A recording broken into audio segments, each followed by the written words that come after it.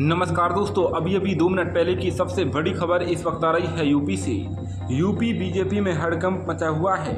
नेता एक दूसरे के खिलाफ हमलावर हैं। उधर अखिलेश यादव मानसून ऑफर दे रहे हैं कि 100 लाओ और सरकार बनाओ। जाहिर है कि सत्ता पक्ष में मचे घमासान पर विपक्ष पार्टी चुटकी लेने से बाज नहीं आ रही है। लोकसभा चुनाव में हार के बाद बीजेपी में दोस्तों भूचाल आया हुआ है। प्रदेश अध्यक्ष प्रधानमंत्री मोदी से मिलकर हार की जिम्मेदारी ले चुके हैं, लेकिन यूपी के नेताओं ने प्रदेश नेतृत्व के खिलाफ मोर्चा खोल दिया है। केशव प्रसाद मौर्य कोई अकेले नहीं है। उनके पहले भी बीजेपी और उनके सहयोगी पार्टी के नेताओं ने अप्रत्यक्ष तौर पर योगी के खिलाफ जुबानी तीर छोड़े हैं। बता दें कि अलग अलग नेताओं ने सीएम योगी पर दोस्तों हमला किया है।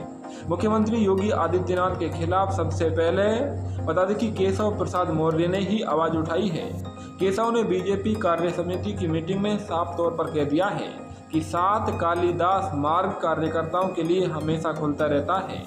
कार्यकर्ता का दर्द मेरा दर्द है। संगठन सरकार से बड़ा है। केशव मौर्य के इसी बयान के बाद केंद्रीय नेतृत्व को हस्तक्षेप करना पड़ा। केशव मौर्य भूपेंद्र चौधरी के साथ दिल्ली तलब किए गए और फिर अंदरूनी खींचातान को ढकने की कोशिश की थी। केशव प्रसाद मौर्य के हिस्से में अभी तक सिर्फ केंद्रीय नेतृत्व का ही आश्वासन है कि सूबे में उपचुनाव के बाद योगी मंत्रिमंडल और संगठन में बदलाव होगा। देखना होगा कि केशव मौर्य को क्या मिलता है। लोकसभा चुनाव परिणाम आने के बाद अगर किसी ने योगी और मोदी को सीधे तौर पर हार का जिम्मेदार ठहराया तो वह एनडीए के सहयोगी ओम प्रकाश राजभर हैं। परिणाम आने के बाद ओम प्रकाश राजभर ने सीधे तौर पर कहा कि जनता ने योगी और मोदी को नकार दिया है। बता दें कि ओम प्रकाश राजभर के बेटे घोसी लोकसभा सीट से प्रत्याशी थे, लेकिन उन्हें हार मिली है। एनडीए की एक और सहयोगी अनुप्रिया पटेल ने लोकसभा चुनाव परिणाम के बाद मुख्यमंत्री योगी आदित्यनाथ को पत्र लिखा और सरकारी नौकरियों में पिछड़ों के आरक्षण को सही तरीके से लागू करने की बात कही थी।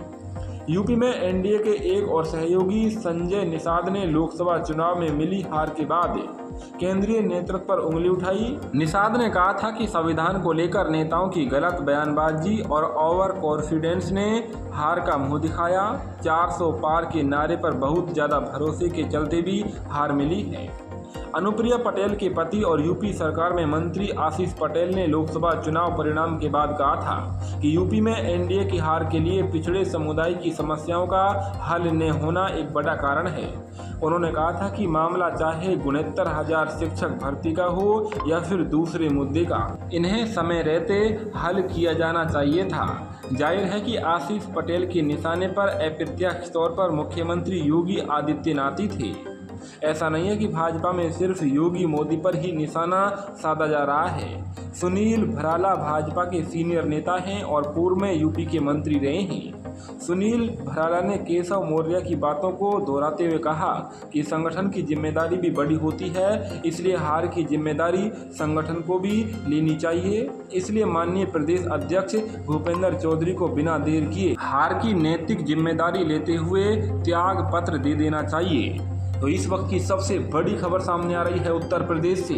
जब से लोकसभा चुनाव में बीजेपी को बुरी हार मिली है, तब से ही सीएम योगी निशाने पर हैं। अलग अलग नेता सीएम योगी पर बरस रहे हैं। बता दें कि 5 बड़े नेताओं ने भी सीएम योगी के खिलाफ मोर्चा खोल दिया है।